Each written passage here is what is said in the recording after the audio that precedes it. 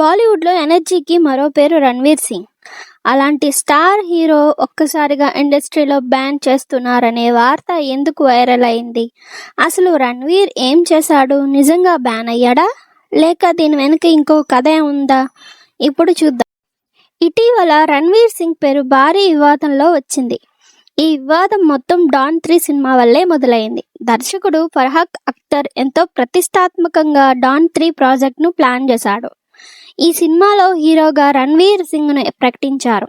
కానీ షూటింగ్ మొదలయ్యే సమయంకి రణ్వీర్ ఈ ప్రాజెక్ట్ నుంచి తప్పుకున్నాడన్న వార్తలు వచ్చాయి.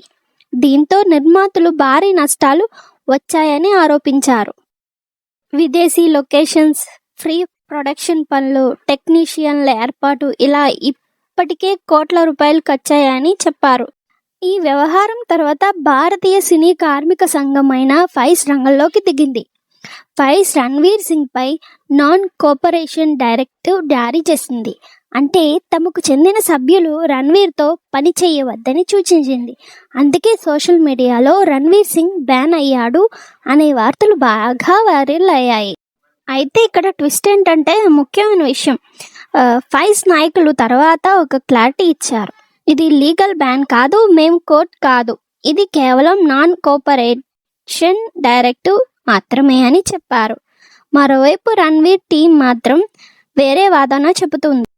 వారి ప్రకారం 'డాన్ 3' స్క్రిప్ట్ పూర్తిగా రెడీ కాలేదని, ప్రాజెక్ట్ పై కొన్ని క్రియేటివ్ సమస్యలు వచ్చాయని చెబుతున్నారు.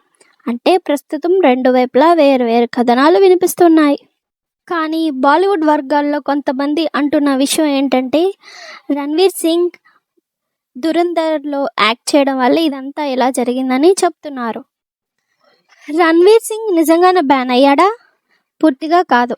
ఇది ప్రభుత్వ బ్యాన్ కాదు, కోర్టు ఆర్డర్ కూడా కాదు.